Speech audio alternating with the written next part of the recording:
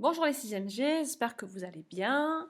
Alors, j'ai décidé de ne pas faire de cours en visio parce que j'ai eu trop de problèmes de connexion la semaine avant les vacances, notamment avec les 3e. Ça a été vraiment une pure catastrophe, les connexions sur le site du CNED. Donc, je ne veux pas refaire ça parce que c'est du stress pour tout le monde et puis c'est pas du tout efficace. Donc, j'ai décidé de faire des vidéos. Vous allez m'entendre, vous allez voir vos fiches de cours et puis on va faire les corrections et puis on va avancer de cette manière-là. Voilà. Donc, dans ce cours du lundi 26 avril, nous allons corriger la fiche sur la maîtrise de la langue avec des termes, des mots spécifiques à l'éducation musicale. Et ensuite, nous corrigerons la fiche sur les familles d'instruments. Ces deux fiches ont été postées sur Pronote. Vous avez besoin d'un stylo vert pour faire la correction. À tout moment, vous pouvez appuyer sur pause si vous avez besoin de temps pour effectuer la correction. C'est parti!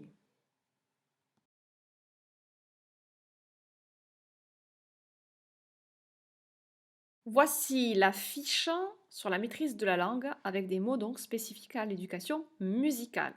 Donc c'est très facile, vous deviez entourer, alors là j'ai mis des rectangles sur mon fichier, mais vous pouvez aussi entourer, ça fonctionne. La bonne réponse. Donc premier exemple, je vous propose le signe, c'est une altération, le bécard. Alors comment est-ce qu'on écrit le bécard? La bonne réponse est la suivante. Ensuite, on va passer au hautbois. Alors, dans le mot hautbois, cet instrument, on va trouver le mot bois, qui est sa sous-famille.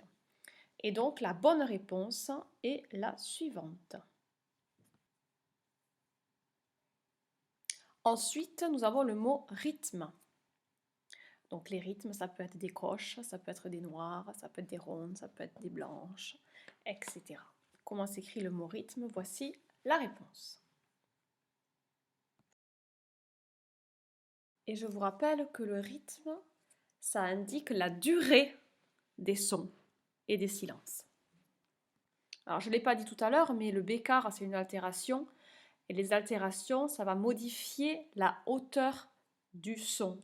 Et le bécard, il va annuler le dièse, par exemple, et le bémol. Alors, nous passons aux percussions. Les percussions, c'est un mot au pluriel. C'est une famille, les percussions. Lorsqu'on tape sur un instrument, lorsqu'on frappe, lorsqu'on secoue, lorsqu'on gratte, c'est la famille des percussions. Alors vous allez me dire, oui, mais le piano, ça peut être aussi la famille des percussions, parce que les cordes, elles sont frappées.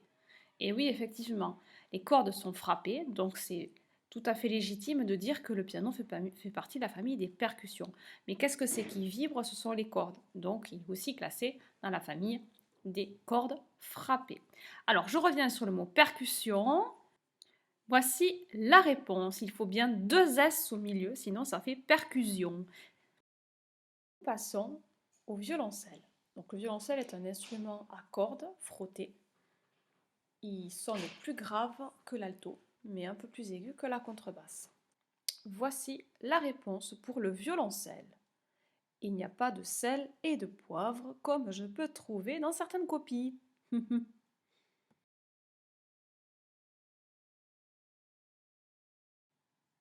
Voici le piano. Alors le piano, c'est très simple. Il n'y a que 5 lettres, comme les doigts d'une main.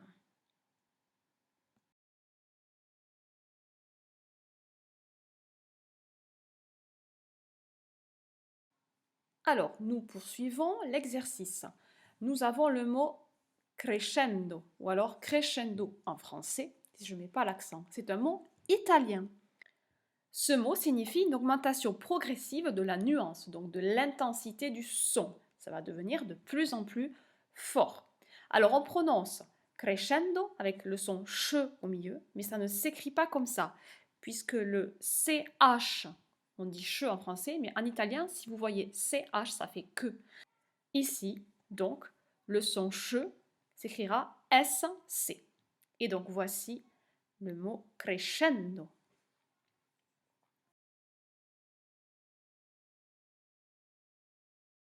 Le mot archer. Donc, l'archer, c'est l'ustensile qui va permettre de frotter les cordes d'un violon, d'un alto, d'un violoncelle ou d'une contrebasse. Voici son orthographe.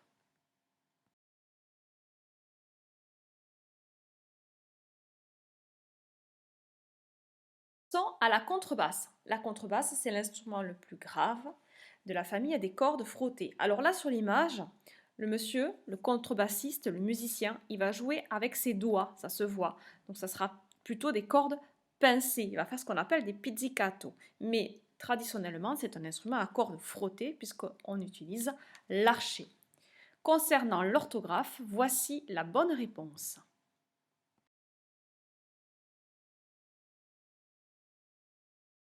Voici le trombone. Donc c'est un instrument de la famille des vents, puisque le musicien souffle dans son instrument, et c'est la sous-famille des cuivres. Alors attention à l'orthographe, c'est la même orthographe que pour le trombone, le petit élément souvent en fer qui permet de rassembler plusieurs documents, plusieurs feuilles.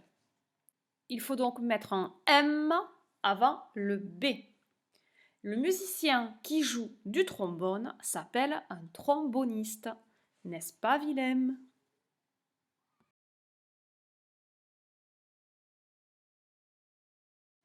L'instrument suivant, il s'agit de la guitare. Alors attention, pour la guitare, il y a souvent un problème au début, ce n'est pas la guitare mais la guitare, et à la fin, il y a un E. La guitare est un instrument à cordes pincées. On n'utilise pas l'archet, ce ne sont pas des cordes frottées, mais on utilise les ongles, les doigts. Ce sont des cordes pincées. Voici la bonne orthographe.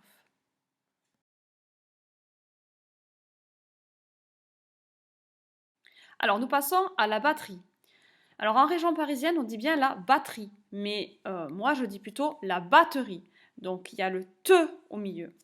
La batterie, c'est un assemblage de plusieurs instruments de la famille des percussions et qui vont être rassemblés pour former donc cette batterie. Il y a plusieurs éléments dont le matériau n'est pas forcément le même, ce qui va permettre d'avoir des timbres différents dans un même instrument. Le musicien qui joue de la batterie s'appelle un batteur. Voici la bonne réponse.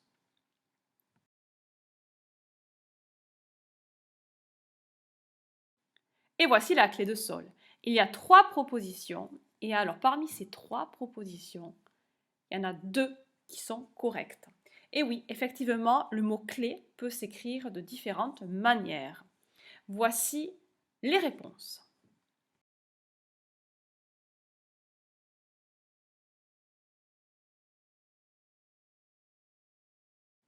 Nous terminons l'exercice avec la trompette.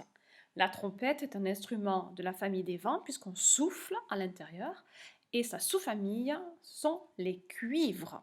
Donc la trompette, elle est plus courte, plus petite que le trombone et elle peut jouer des sons plus aigus. L'instrumentiste qui joue de la trompette s'appelle un trompettiste. N'est-ce pas, Arthur?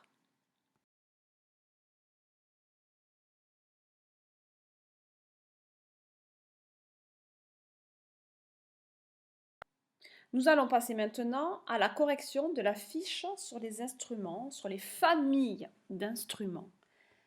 Vous deviez entourer en vert la sous-famille des bois, en jaune la sous-famille des cuivres, en rouge les cordes, qu'elles soient pincées ou frottées, et en bleu les percussions. Voici en vert les instruments de la sous-famille des bois. Vous allez trouver la clarinette, la flûte traversière, le hautbois et le basson.